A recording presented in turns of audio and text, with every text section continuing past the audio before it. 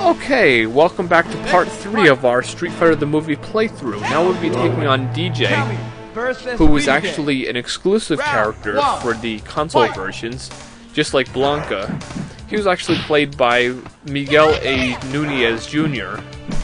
in the film, who we see reprising the role of DJ in the game here. The thing that I thought was kind of strange about this character as opposed to his arcade counterpart in the original Street Fighter games is that DJ here is wearing these plain gray pants. I mean, couldn't they get something that looked like Kickboxer's pants like he wore in any of the Street Fighter games? I honestly think that these pants just made his character sprite in this game look a bit weak.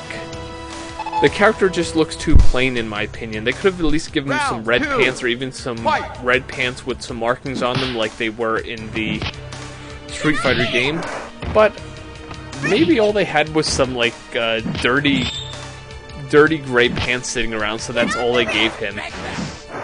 Now this stage in my opinion is very fitting compared to all the other ones. You're fighting DJ in Bison's hideout, just like you would imagine Cammy would have fought him in the movie. And as you can see, he has a lot of moves similar to what he had in the Street Fighter game, like his max out and his uva kick, which I don't think he actually said uva there. And he actually beat me here. He can be a little difficult at times, you gotta be careful. I just thought it was cool to show that him doing his maraca shaking like he did in Super Street Fighter 2, the new challengers. That's a really nice touch when they do stuff like that in games like this, that you really don't expect. And there's one of those Cammy throws I was mentioning earlier. I really like how she throws people like with her legs, and then there's one where she grabs him and swings back. A lot of her throws in this game reminded me of like wrestling pins when I used to watch wrestling way back when. Like her one looks like a hurricanrana into a pin, and the other one looks like some sort of body drop or something into a pin. Like a suplex or something like that into a pin. Which would have been very similar to what someone in the Special Forces would do. They're all trained like with all those kinds of moves and everything.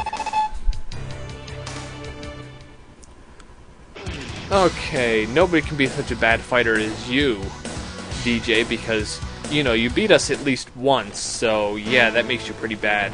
Next fight. Now we're going on to Saget here, or Saget, or whatever you want to call him. And this guy can be really annoying. He was played by Wes Studi in the film, and of course he reprises his role here, having the full Saget Regina here, with his shorts and his taped feet and hands, just like he did in the games. And this was a cool thing, is because you're actually fighting in one of Bison's rooms, which, if memory serves correctly, this was one of the rooms that Chun-Li was actually held in, and she actually had a couple fights in a room like this in the game, which, I mean in the film she had a couple fights in a room just like this one here.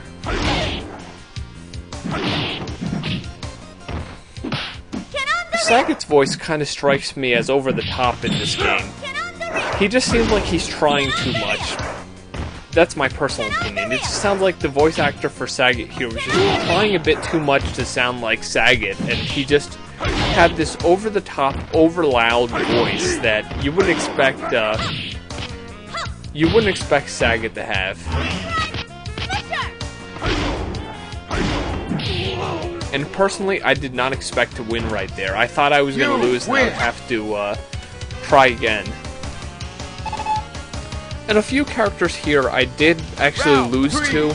Like, if you really look close at the high score, if from one round to another it changes drastically, that means I might have lost a couple times to my opponent. If I recall correctly, like Zangief and Chun-Li, I recall correctly, I might have lost once or twice to them. I didn't actually lose to Saget or Bison, which really surprised me a lot.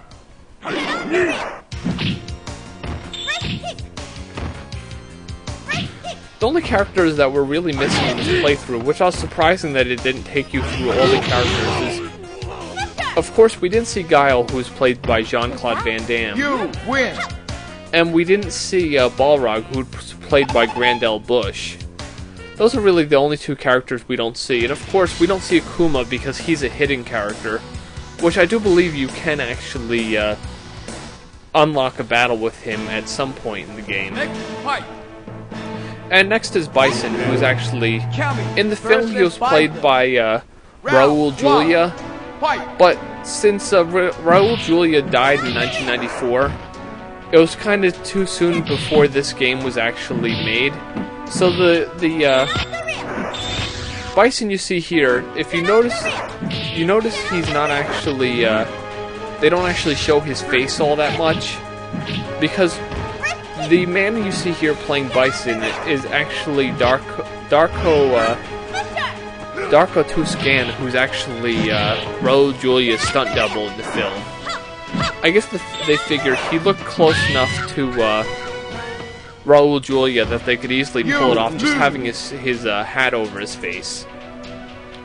All the close-ups and of course the intro, which I've uploaded in a separate video, all feature scenes of Raul Julia from the film. And I do believe they actually did use some photos, some of the original press and publicity photos in this game. Like you just noticed Bison was in the background on those screens there. Those were actually lifted originally from the film and the ones used like publicity and press photos. And of course this place here is like that final battle between Bison and Guile seen in the film, which I think is a really nice touch. The only character in the whole game that you don't have one of those, you just beat him and his photos in black and white scene is Bison here when you're in this street battle mode.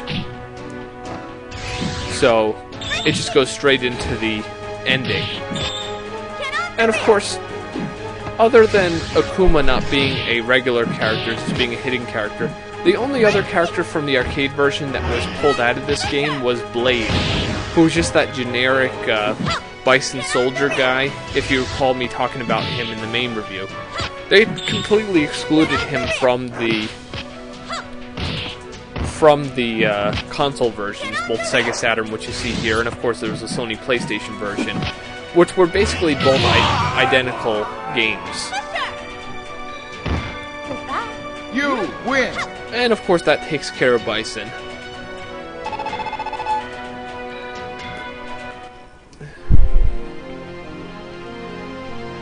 A perfect complement to Colonel Guile's aggressive style during the crisis in Shadowloo, which in the actual storyline they had Shadowloo. Cammy returns to position in the British Secret Service after General Bison's defeat.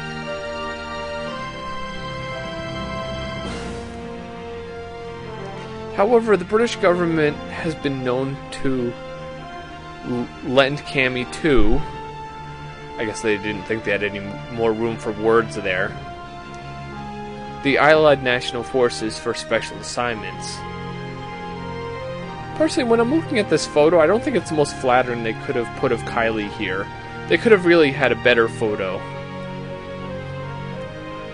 Most recently, she was once again at Colonel Guile's side. Because, you know, Cammy is very loyal to her colonel. Or as she said it in the film, she's always like, Colonel.